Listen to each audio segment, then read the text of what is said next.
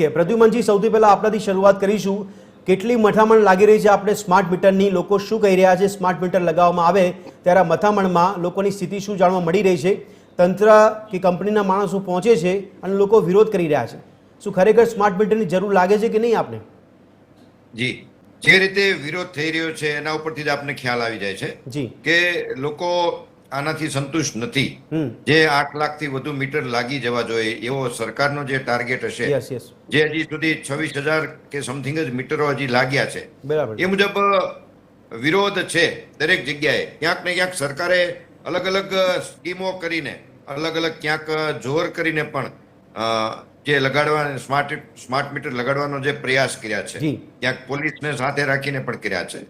પરંતુ જનરલી આપણે જોઈએ છીએ સોસાયટીઓમાં અને શહેરોમાં અને બિલ્ડિંગોમાં લોકોએ સામૂહિક વિરોધ કર્યા છે અને સ્માર્ટ મીટર લગાવવાને વિરોધ કર્યા છે.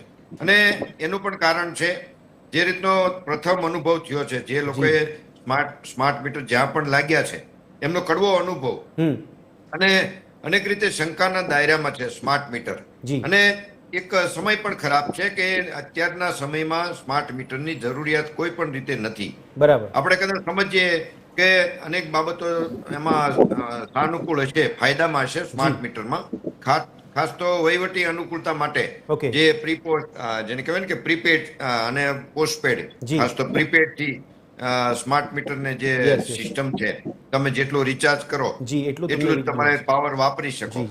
હવે એ જ સૌથી મોટી એક તો વિડંબના છે કે તમે જે રિચાર્જ કરો એટલું જ વાપરી શકો. હવે આપણી એક જેને કહેવાય ને મધ્યમ વર્ગ અને ગરીબ વર્ગ છે, એ આપણે જોઈએ છીએ ક્યારેક સમયસર ઇલેક્ટ્રિક બિલ નથી ભરી શકતો. બરાબર, એ લેટ ચાર્જ પણ ભરે છે. જીબી નો જનરલી આપણે જોઈએ છીએ વીજનો લેટ ચાર્જ પણ બહુ ઊંચો હોય છે, 18%, 24% એવા મોટા લેટ ચાર્જ હોય છે. એ પણ ભરવા મજબૂર હોય છે, છતાં એ ભરે છે કેમ કે એની મજબૂરી છે.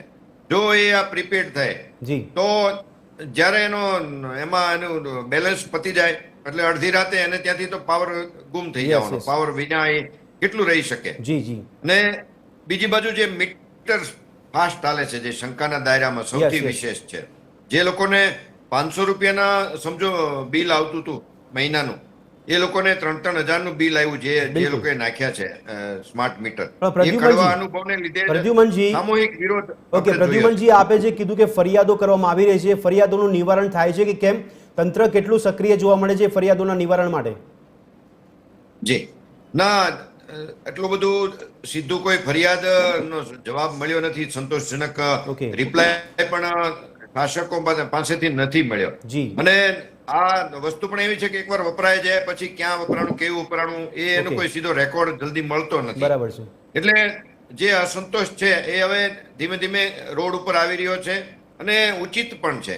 અને આપણે જોઈએ છીએ સરકારે જે રીતે દેખાય છે કે ક્યાંક એની મનસા શંકાના દાયરામાં છે. આપણે જ્યાં સુધી ખબર છે ત્યાં સુધી સરકારે અનેક મીટરો, જે આ સ્માર્ટ મીટરો પહેલેથી જ તે ખરીદીને રાખ્યા છે, ચોક્કસ કંપનીને અથવા તો કામ આપી દીધું છે. એટલે ચોક્કસ કંપનીની માટે જાણે કે કામ કરતી હોય આખું તંત્ર. એટલે પ્રદ્યુમનજી, આપ કહી રહ્યા છો કે આ બધી વહીવટી પ્રક્રિયામાં તંત્રના લોકો સ્માર્ટનેસ વાપરી રહ્યા છે?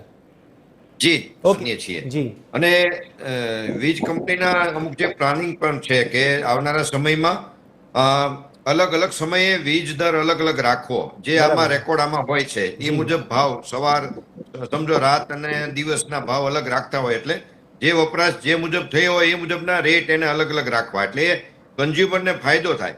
પરંતુ જે કન્ઝ્યુમરના ફરિયાદો જે છે એને જે એક તો આ ફાસ્ટ ચાલે છે એ ને પ્રીપેડ, એ જે એક વિશ્વસનીયતા નથી કન્ઝ્યુમરની, એટલે તમે એની પર બળજબરીથી બેસાડી ના શકો. કેમ કે આ એક જેને કહેવાય ને કે નાગરિકની પ્રાથમિક જરૂરિયાત છે. રોડ, પાણી, રસ્તા, વીજળી. હવે તમે દરેક બાબતે પહેલા એને વિશ્વાસમાં લેવો જરૂરી છે. ભૂતકાળમાં આપણે જોયું, હમણાં જ વાત કરી સંજયભાઈ કે નોટબંધી જબરદસ્તી સીધી જ રાતોરાત બેસાડવામાં આવી. એવા અનેક એવા બાબતો છે. વાહનોના આપણે ચેકિંગ જોઈએ છીએ, કડક ચેકિંગ, હેલ્મેટની બાબત છે, મોંઘવારી છે, ટોલ ટેક્સ છે, જે વન સાઇડ અતિરેક સરકારના એવા અનેક નિર્ણયો છે કે જેનાથી પ્રજાની હાલાકી વધી છે. ભલે સગવડ પણ વધી છે, પણ એક આપણો એક મોટો એવો સમૂહ છે દેશનો હજી પણ જેને આપણે મધ્યમ વર્ગ કહીએ કે લોઅર વર્ગ કરીએ, ઓકે, તો એને વધારે તકલીફ છે. હવે આપણે એમ જ કહીએ કે અધિકારીઓ અથવા તો ધારાસભ્યશ્રીઓ કે મંત્રીશ્રીઓ એ પોતાને ત્યાં આ મીટર ફિટ કરી દે એટલે સોલ્વ થઈ જાય, એવું નથી. એ તો ફિટ કરી જ દેશે, ચલો. Okay. એની ઉપર પ્રેશર પણ આવે બરાબર. કે ગમે તે રીતે, કેમ કે એને કોઈ આર્થિક પ્રોબ્લેમ પણ નથી, હમ, કે એક એવો કન્ઝ્યુમર છે કે એને ફરિયાદ પણ ના હોય. યસ, એ એક આખી હાઈ લેવલમાં આવે છે, જી, એટલે એના ફિટ કરવાથી કઈ આખો પ્રશ્ન સોલ્વ નથી થતો. બરાબર જે છે. મેઇન પ્રશ્ન છે મધ્યમ વર્ગ માટે છે, જી. લોઅર વર્ગ માટે છે. હા, યસ, અને ખાસ તો વિશેષ અને આવનારા સમયમાં પાયલોટ પ્રોજેક્ટ શા માટે છે એ પણ શંકાના દાયરામાં છે. હા, હા. શું સરકાર આને પ્રાઇવેટાઇઝ કરવા માંગે છે, ઓકે, કોઈને તૈયાર ભાણું પીરસવા માંગે છે પેલા આ રીતના તૈયાર કરીને, એટલે એ શંકાના દાયરામાં છે. જી. અને પ્રાઇવેટાઇઝ કરશે તો છેલ્લે તો લોઅર વર્ગ ને મધ્યમ એ વર્ગને પ્રદ્યુમનજી નુકસાન થશે. આપનો જવાબ તો ઈશારો કરે છે કે વ્યાપારીકરણ તરફ આપણે આગળ વધી રહ્યા છે સ્માર્ટ મીટરના નામે. જી હા. Okay, okay. એટલે અચ્છા, એ જ પ્રદ્યુમનજી બીજો સવાલ છે, અને બીજો સવાલ પ્રદ્યુમનજી. વીજ ચોરી હવે એટલી બધી નથી થતી. હા, બરાબર પહેલા છે, જે એટલે પરિણામ રીતે આપણને થતી મળતું થયું છે. હા. પણ સંજયભાઈ પહેલા કીધું તે અમે પ્રમાણે ખ્યાલ છે. પ્રદ્યુમનજી આપને તે ઘર્ષણ જોવા મળી રહ્યા છે, તો આપને શું લાગે છે પ્રોજેક્ટ સફળ ક્યારે થઈ શકે? આટલો બધો પહેલા વિરોધ જે છે. કન્ઝ્યુમરની ફરિયાદો છે એને હા. વિશ્વાસમાં લેવું જરૂરી છે. હમ. અને સૌથી વિશેષ તો જે પ્રોબ્લેમ છે સ્પીડનો, એ જ પ્રોબ્લેમ સોલ્વ કરવો. અને એક તો આપણે આવક સ્થિર નથી. આપણો જે કન્ઝ્યુમર છે મેક્સિમમ Okay. જે મધ્યમ વર્ગ છે જી. એ લોકોની આવક પણ સ્થિર નથી, એ લોકોની લાઈફસ્ટાઈલ સ્થિર નથી આર્થિક બાબતોમાં. બિલકુલ. મોંઘવારીથી પોતે એક તો ઓલરેડી હેરાન છે, જી. બેરોજગારીના સવાલો અનેક છે, ઓકે, ને ટેકનોલોજીથી પણ અનેક આપણે એવું મેક્સિમમ કન્ઝ્યુમર માહિતગાર નથી. આમાં જે જી, જી. મેક્સિમમ ટેકનોલોજી જોવાની છે, બધી હા, એડવાન્સ yes, yes, ટેકનોલોજી, એવી અનેક બાબતો છે.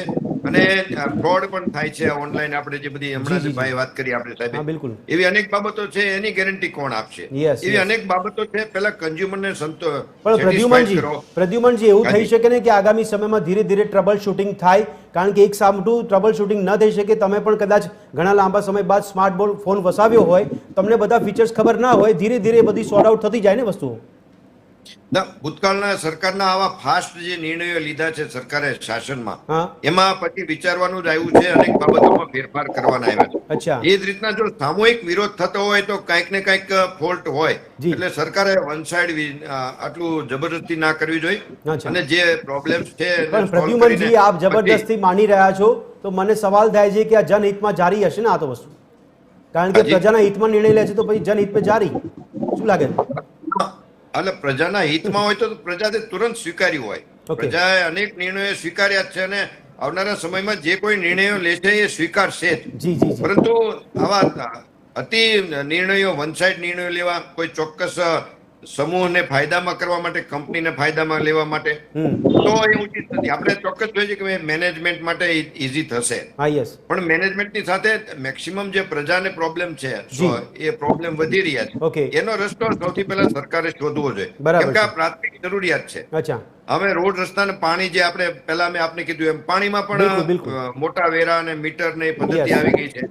વીજળીમાં આ રીતના મોટા ભાવ આવશે, સ્પીડમાં મીટર આવશે, હા. ટોલ નાકા બધે ચૂકવો અને પછી યુઝ કરો, તો આ જ બરાબર છે. બધું આવશે તો પછી ઓકે પ્રદ્યુમનજી, એટલે પ્રજા મોંઘવારીનો માર ક્યાં સુધી સહન કરશે સવાલ થાય છે. તો પણ પછી આપણે પિયુષભાઈ, સરકારનો રોલ શું? ઓકે, એક બાજુ આપણે પ્રદ્યુમનજી. રજવાડાઓને બદનામ કર્યા ઠીક છે, જે કઈ રાજાશાહી મુગલોને આપણે બદનામ કર્યા ઓકે, કે ઓકે, એ જે દિશામાં આપણે આગળ મુગલોથી વધીએ ત્રસ્ત છીએ. હતા પ્રજા. ઠીક છે. તો આમાં લોકશાહીમાં ઓકે. પ્રજાને પ્રાથમિક સુવિધા તો મફત નહીં મળે, અચ્છા. જે એનો પોતાનો હક છે બિલકુલ. એ પણ નહીં મળે, અને આવા પ્રશ્નો ઉભા થશે તો ઓકે, ઠીક છે, લોકોની લાગણીને માંગણી લોકશાહી સંતોષાય પણ જોઈએ.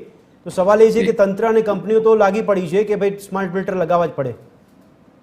સ્માર્ટ મીટરના આધારે સરકારે જે સ્માર્ટ થવાનો ટ્રાય કરી છે, ઓકે, પણ વિરોધ કરીને કન્ઝ્યુમર એનાથી વધારે સ્માર્ટ દેખાણો છે અચ્છા, આખા ગુજરાતમાં એક સાથે. બરાબર. એટલે સરકારે એ સ્માર્ટનેસ બતાવવાની જરૂર છે, શાસકોએ, કે તમે જે કન્ઝ્યુમરને આપો છો એને ફાયદો શું કરે છે. બરાબર છે. એક તો ફાયદો એક બાજુ છે, એને નુકસાન વધુ દેખાઈ રહ્યું ઓકે. છે, જેને લીધે વિરોધ કરી રહ્યો છે. જી. એટલે એની એક વિશ્વસનીયતા વધે, એને કઈક વધારાનો ફાયદો આપો, અચ્છા, એ તો જ સમજાવવાની એને જરૂર સ્માર્ટ છે. કહેવાય ને. બરાબર છે. બાકી તો એને આપણે કઈ રીતે સ્માર્ટ કહેવું? એની તો ઓકે.